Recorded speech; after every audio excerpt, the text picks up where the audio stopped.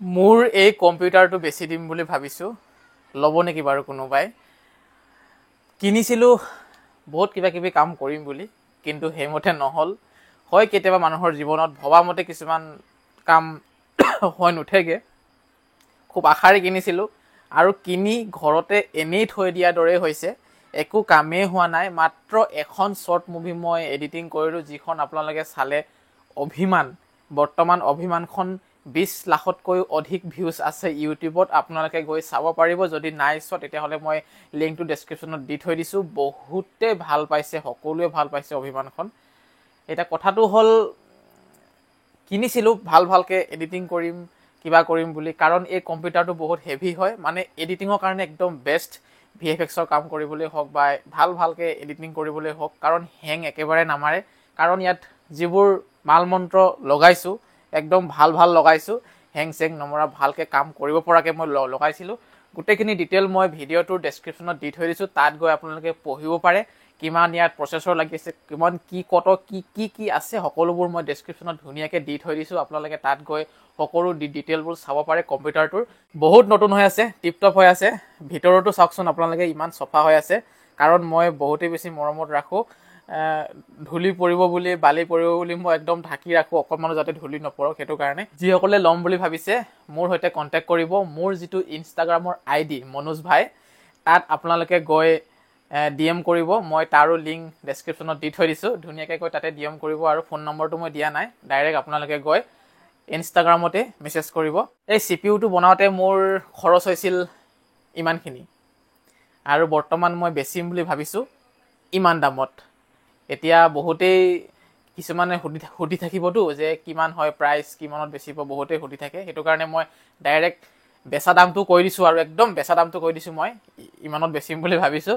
সেইটো কাৰণে যিসকলে আগ্ৰহী তেওঁলোকে মোৰ ইনষ্টাগ্ৰামত গৈ মেছেজ কৰিব পাৰিব। এতিয়া জিমলৈ যাব ওলাইছোঁ, আৰু বৰষুণটো বাহিৰত দি আছে কিনকিনীয়াকৈ। আজি গাড়ীখনকে লৈ যাওঁ। আমি মানে বৰষুণ দিলে গাড়ীখন লৈ যাওঁ, নহ'লে স্কুটিখন লৈ যাওঁ। এটা কথাটো হ'ল, মোৰ হাতত পাৰ্চেল 3টা আছে। এই 3টা পাৰ্চেল এতিয়া অফিচত দি থৈ আহোঁগৈ। যেতিয়াই গাড়ীখনত উঠো তেতিয়াই মানে মকৰা জাল পাওঁ। দুদিন আগত দিয়া বানপানীৰ ভিডিঅ'টো বহুতে চাইছে, তাৰ বাবে বহুত ধন্যবাদ যিসকলে ভিডিঅ'টো উপভোগ কৰিছে, চাইছে।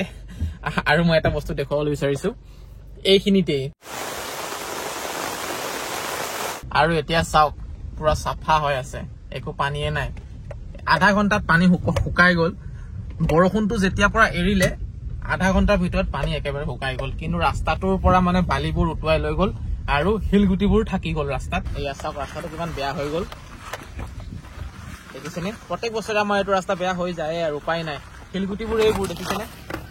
এইবোৰ তেনেকুৱা হৈ গ'ল। আমাৰ বাইদেৱে মাৰি আছে। জিম পাই গ'লোঁ। এয়া পুৰা বনাই আছে বডি, দেখিছে? বেছি কথা কৈ নাথাকোঁ বাৰু, খং উঠি যাব। আজিকালি বডি চডি বনাই একদম মানে পুৰা হেভি হৈ গৈছে। দম চম দিবলৈ ভয় লগা হৈ গৈছে। আৰু আজি চল্ডাৰ মাৰি আছে, আৰু মই মাৰি আছোঁ বেক। এনেকা মাৰিবি ভালকে মাৰিবি দিয়ে, পুৰা বডি বনিব লাগিব। ছোৱালী নিচিনা বডিটো ল'ৰা নিচিনা দেখিব লাগিব। ठुकरा के मेरा दिल तुम कहाँ जाओगी, ठुकरा के मेरा दिल। ভাতটো খাই লওঁ, ভাত খোৱাৰ টাইম হৈ গৈছে। আজি আছে এই ৰঙালাওৰ পাত, আলু আৰু কণী। তাৰপাছতে এয়া হৈছে কি চব্জি আছিলে এইটো, জাতিলাও চব্জি। গৰমত খাব লাগে, বুটমাহ দিয়া আছে লগতে। ইয়াতে গৰমত যে ভাত পানী খাবলৈ মানে। এতিয়া অলপ দৰৱ মাৰোঁ, যিবোৰ বন উঠিছে আমাৰ চোতালত। চাওকচোন আপোনালোকে, বাৰিষা বতৰটো মোক এইটোৱে বেয়া লাগে। আৰু ইমানেই বন উঠে। খৰালি আকৌ ইমান ভাল, খৰালি একদম জেগাবোৰ চাফা হৈ থাকে। বাৰিষা হ'লে বা যিহে জংঘল হৈ থাকে, হাবি বননি হৈ যায় ঘৰৰ চৌপাশটো।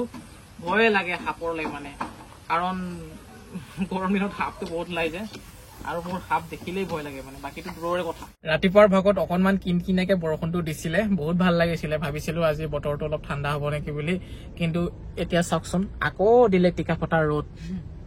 এদিনৰ কাৰণে বৰষুণ দিলে, বানপানীও হ'ল, পিছদিনাখনৰ পৰা আকৌ ৰ'দ। এটা কথাই বেয়া লাগিছে, এই বছৰ খেতিয়কে ভালদৰে খেতি কৰিবই পৰা নাই, ধান ৰুবই পৰা নাই। অসমৰ কোনোবা এটা কোণত যদি বৰষুণ দিছে, কিন্তু বেলেগ ফালে টিকাফটা ৰ'দ দি আছে, পথাৰত চিৰাল ফাট মেলি আছে, ধান ৰুব পৰা নাই, হাল বাব পৰা নাই, বোকা দিব পৰা নাই, এনেকুৱা অৱস্থা হৈ আছে। এইবাৰ কিন্তু পানী বহুত কম, যাৰ কাৰণে এইবছৰ আমো বহুত কম। আপোনালোকে এটা কথা মন কৰিছেনে বাৰু, অসমত এবাৰ আম বহুত কম। আমৰ ফুলে নুফুলিল, আমেই নহল এবাৰ গছত, তেনেকুৱা হৈছে। এবাৰ আম কিনিহে খাইছো, বাৰীৰ আম খাবলৈ পোৱা নাই, ঘৰৰ আম মানে এনেকে খাবলৈ নোপোৱা হলো এবাৰ।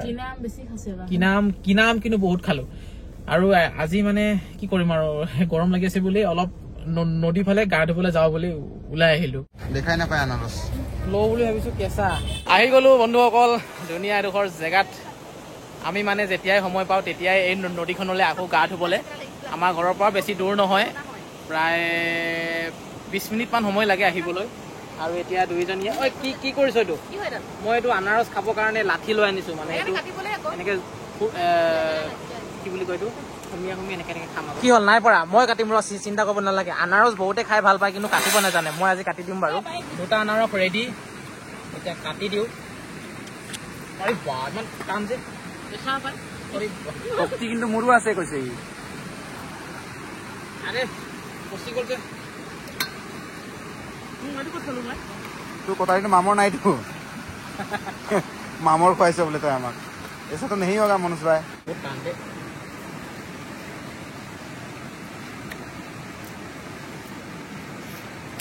मैं ভিডিঅ' দেখুৱাই নাই। মিঠা আছে, হৈ গ'ল কটা। এতিয়া অলপ কলা নিমখ ঢালি দিওঁ। ৱাও,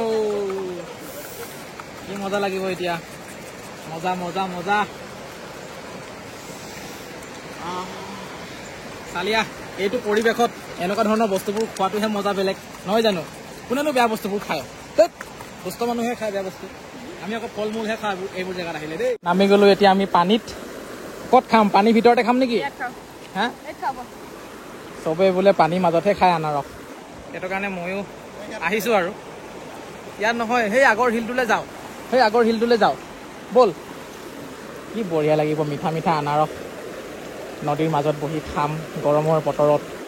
ৱাহ, ভাল লাগিব। বহুত মিঠা আছে বুলি কৈ আছে ৰাইজে। সঁচা কিন্তু বহুত মিঠা মিঠা লাগিছে ন? এই ভালকে পকাই নাছিলে হয় নাই, হ'লেও মিঠা কিন্তু।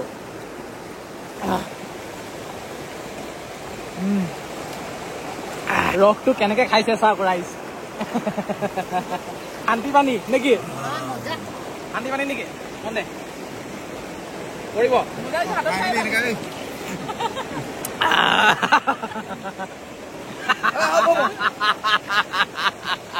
শান্তি পানী, শান্তি পানী।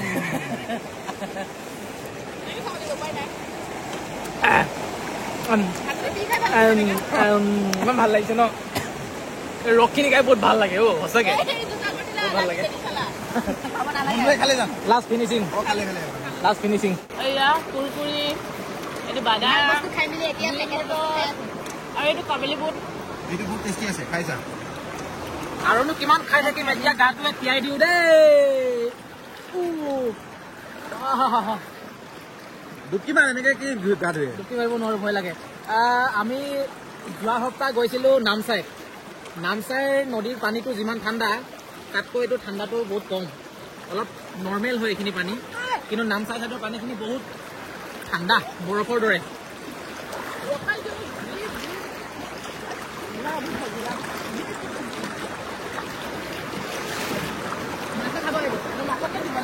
গা ধোৱা হৈ গ'ল আমাৰ, এতিয়া ধুনীয়াকে গৈ থাকো। বহুত ভাল লাগি গ'ল দেই গাটো ধুই, ঠাণ্ডা ঠাণ্ডা লাগি গ'ল, গাটোৱে শীতল পৰি গ'ল। ইমানখিনি আছিলে আজিৰ ভিডিঅ'টোত, কেনেকুৱা পালে জনাব আৰু লাইক কৰিব ভিডিঅ'টো, লগতে ছাবস্ক্ৰাইব কৰিব চেনেলটো যিসকলে ছাবস্ক্ৰাইব এতিয়াও কৰা নাই। আৰু শেষত মই আকৌ এবাৰ কৈছো, যিসকলে আগ্ৰহী তেওঁলোকে মোৰ ইনষ্টাগ্ৰামৰ আইডিত গৈ মেছেজ কৰিব যদি কম্পিউটাৰটো ল'ম বুলি ভাবিছে। মাল কিন্তু টিপ টপ হৈ আছে, একদম বঢ়িয়া হৈ আছে দেই।